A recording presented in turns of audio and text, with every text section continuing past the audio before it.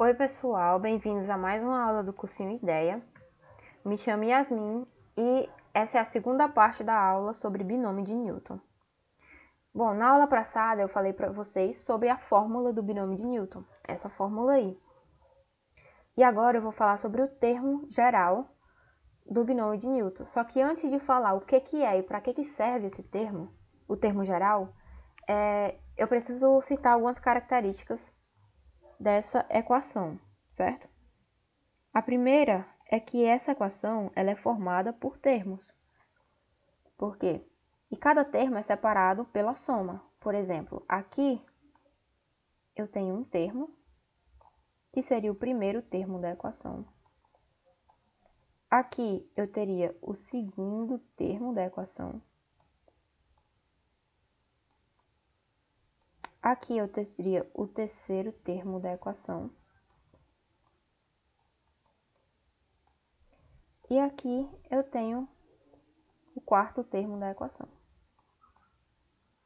Reparem sempre que o valor do termo é uma unidade inferior à classe do número binomial daquele termo. Ó. Aqui é 1, aqui vai ser 0. Aqui é 2, aqui vai ser 1. Aqui é 3, aqui vai ser 2. Sempre 1 a menos, certo? Outro ponto importante também, que eu vou citar, é sobre a quantidade de termos de cada binômio, que é muito fácil calcular, certo? Ó, x mais y elevado ao quadrado, por exemplo. Quantos termos eu vou ter nesse binômio? É só eu somar mais um ao valor de n. T é igual a n mais 1. T é igual a 2. Ops, T é igual a 3, né? Que é n mais 1. 2 mais 1 igual a 3, certo? Bom, citado essas características, a gente pode agora passar para o termo geral. O termo geral do binômio, ele é dado... O termo geral da fórmula do binômio de Newton, ele é dado pela seguinte expressão.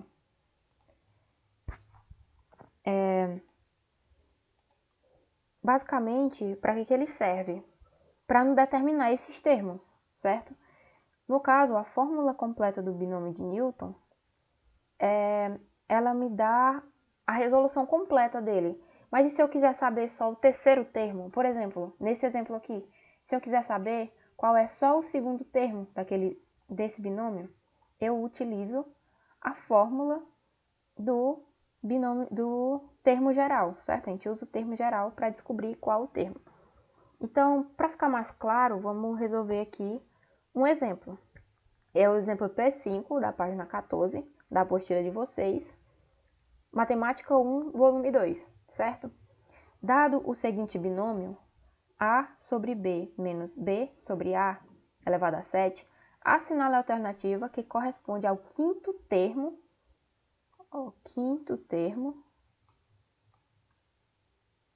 do desenvolvimento desse binômio. Primeiro passo, a gente sabe que, como eu já expliquei, todo binômio ele tem essa fórmula aqui, ó, todo binômio de Newton tem essa fórmula. E primeiro passo é a gente definir quem é n, quem é x e quem é y, certo? Já que ele tem essa fórmula aqui, ó.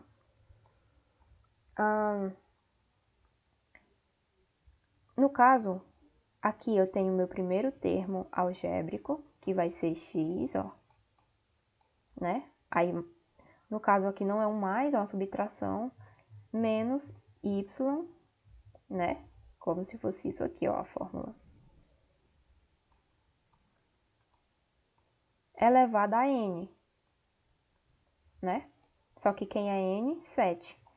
E y é igual a b sobre a, certo? Basicamente foi isso que eu defini e eu aconselho sempre quando for resolver questões do tipo fazer isso, definir quem seria x, quem seria y, quem seria n, porque fica mais fácil na hora de se substituir. O segundo passo é usar o termo geral do binômio de Newton. Bom, a gente tem n, a gente tem x e a gente tem y, mas falta quem? O p. O P é a classe do binômio naquele termo. Vocês lembram que, como eu citei aqui, ó, aqui é o primeiro termo. O valor da classe aqui embaixo, aqui em cima, sempre vai ter... O valor dessa classe aqui sempre vai ter uma unidade inferior ao termo. Aqui eu tenho o segundo termo, uma unidade inferior, certo? E esse P nada mais é do que o valor da classe. Então, ele vai ter uma unidade inferior ao termo que eu quero, que é 5, certo? Então, aqui vai ser uma unidade inferior, 4, certo? E aqui, ó, P mais 1. P é 4, né? Mais 1, 5. É o quinto termo que eu quero. Então, sempre dá para achar por essa formulazinha, ó. P mais 1 é igual a 5. Então, P vai ser igual a 4. Aqui, ó, P, eu passo o 1 para lá diminuindo, vai ser igual a 5 menos 1, que é igual a 4, certo? Então, basicamente a gente substitui os valores, porque agora eu tenho N, eu tenho P, eu tenho X e tenho Y, certo? Do meu binômio. E, bom, basicamente o que eu fiz? Substituir N, substituir aqui que é 7, P eu sei que é 4. Sempre P vai ser uma unidade inferior ao binômio que eu quero. Lembrem disso porque sempre vai precisar. Aí eu tenho que X é elevado a N menos P. X quem é? A sobre B.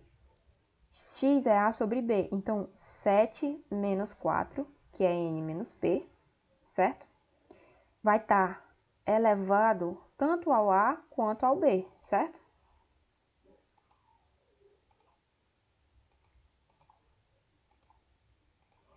Da mesma forma aqui, ó, Y, quem é Y? B sobre A, elevado a 4. Elevado a P, né, que é 4. Então, basicamente, substituir. Se eu resolver esse binômio aqui, ó, esse número binomial, desculpa, se eu resolver esse número binomial, esse coeficiente binomial, usando a análise combinatória, como a gente fez na aula passada, eu tenho esse valor aqui, ó, de 35. 7 menos 3, diminui os expoentes, ficou 3, vezes B sobre A elevado à quarta potência. Bom, basicamente, o que eu fiz aqui? Eu só repeti, tá? Essa mesma aqui é a mesma agora, eu não mudei nada, só repeti. E como eu disse, esse 3 é a mesma coisa. Esse A sobre B elevado ao cubo, né? Esse parênteses incluindo tanto A como B, ele indica que é A ao cubo sobre B ao cubo, certo? Esse B é ao cubo para as duas incógnitas. Da mesma forma aqui, é a mesma coisa que B ao quadrado sobre A ao quadrado, certo? E aí a gente pode distribuir, né? Porque A ao cubo é A multiplicado 3 vezes e B à quarta potência é B 4 vezes, né? Sendo multiplicado 4 vezes.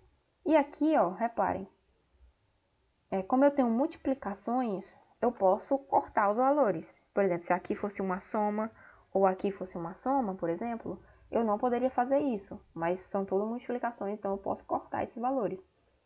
Bom, esse A aqui vai embora com esse A aqui vai embora com esse A aqui vai embora com esse A, esse B vai embora com esse B vai embora com esse B, e esse B vai embora com esse B, sobrando o que? B sobre A, certo? Então, eu tenho que o quinto binômio ele vai ser definido por 35B sobre A, que corresponde ao item A dessa questão na apostila, certo? Bom, o último tópico que eu vou falar para vocês sobre esse assunto é o triângulo de Pascal. O que é o triângulo de Pascal? É um triângulo aritmético infinito onde são dispostos ordenadamente os coeficientes binomiais. Os números que compõem o triângulo apresentam diversas propriedades e relações. Aqui a gente tem, né, a foto do triângulo de Pascal. Reparem que eu vou aumentando de forma crescente os coeficientes binomiais ou números binomiais. Bom, no caso, eu começo com 0, né? E vou aumentando, aqui eu vou aumentando, a cada linha eu vou aumentando o meu numerador, ó. E a linha, por exemplo, aqui que é a linha 1, deixa eu mostrar aqui, ó. Aqui que é a linha 1, a linha 0, na verdade, ó. Aí aqui na linha 1, eu vou de tal forma que eu igualo o meu numerador e a minha classe. 0 já é igual a 0, fica só isso aqui. 1 binomial 1 sobre 0, né? E aqui fica binomial 1 sobre 1, igualou. Aí eu venho para a linha 2. Aumentei um valor no meu numerador e agora tenho que igualar horizontalmente, certo? 2 é binomial de 2 sobre 0. Binomial de 2 sobre 1. Binomial de 2 sobre 2. Igualou. Aumento uma unidade no meu numerador. Venho para a linha 3, certo? E por aí vai. E por que esse triângulo ele pode ser infinito? Por quê? Se n for igual a infinito, isso aqui vai continuar, porque nunca vai chegar aqui em infinito, essa linha, né? Seria a linha infinita e nunca ia chegar, então ele é infinito. E se a gente resolver usando a análise combinatória, a gente vai ter algo parecido com isso aqui, ó. Isso aqui seria a linha 0, isso aqui é a linha 2, linha 3, por aí vai. Se a gente resolver usando a análise combinatória. Só que há uma forma mais prática de resolver isso, porque o triângulo de Pascal, ele possui algumas propriedades, 4 propriedades para ser mais específicas, que ajudam na construção dele, certo? E é importante a gente conhecer essas propriedades. A primeira delas é que todas as linhas do triângulo de Pascal têm número 1 como seu primeiro elemento e último elemento. Se a gente voltar aqui, a gente consegue observar isso, ó. Aqui sempre começa e termina com 1, sempre começa e termina com 1, sempre começa e termina com 1. Isso é porque, se a gente observar aqui, sempre vai ter esse padrão quando começar, ó. Por exemplo, aqui na linha 2, eu começo com 2 sobre 0, que se a gente resolver, vai dar 1, e aqui 2 sobre 2. A gente sempre começa com um numerador e a classe 0, e termina com um numerador igual à classe. Então, esse padrão sempre dá 1. Você usar a análise combinatória e você vai ver que sempre dá 1, certo? E isso também tem a ver com as propriedades dos binômios, dos números binomiais, na verdade, que eu expliquei na aula passada, certo? A segunda propriedade fala o seguinte: o restante dos números de uma linha é formado pela adição de 2 números mais próximos da linha acima. Como assim? Aqui mostra muito bem, né? Esse é chamado de relação de Stiefel. Bom, aqui é muito bem exemplificado isso, certo? Onde 4, aqui a gente tem um 4, né? E tem os números mais próximos, em cima, na linha de cima. E 3 mais 1, 4, certo? A gente pode voltar aqui, ó, e observar que isso se repete. Aqui no 6, os dois números mais próximos acima, 3 mais 3, 6. Aqui no 10, a gente tem 6 mais 4, 10, certo? Isso é um padrão que continua sempre se repetindo por todo o triângulo de Pascal. E, bom, a terceira propriedade diz o seguinte: os elementos de uma mesma linha equidistante dos extremos têm valores iguais. Bom, isso quer dizer que sempre, ó, o que quer dizer essa terceira propriedade? Sempre o segundo e o antepenúltimo vão ter valores iguais. Ó, o 4 e o 4 sempre vão ter valores iguais, o 6 e o 6, isso se repete por todo o binômio, certo?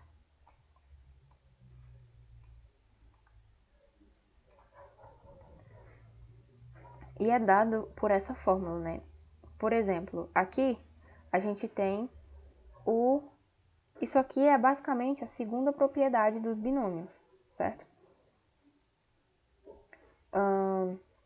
Porque 1 mais 3 é igual a 4, que é igual ao numerador. Isso foi explicado na aula passada, né? Que é uma das propriedades dos números binomiais, na verdade.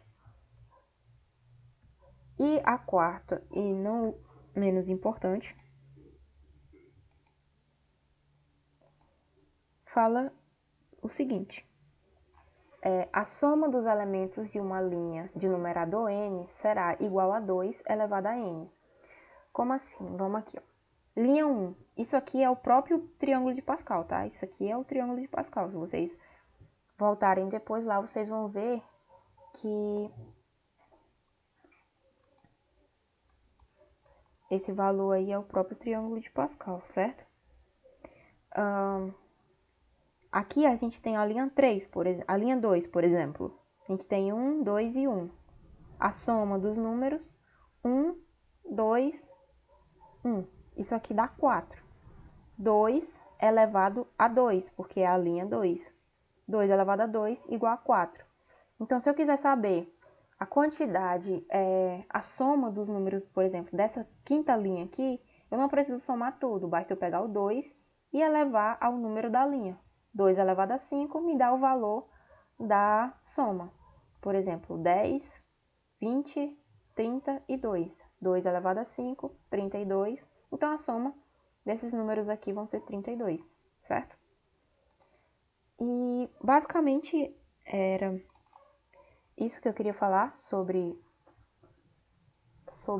o triângulo de Pascal. E aqui termina, né, o conteúdo sobre os binômios de Newton. E muito obrigada, bons estudos!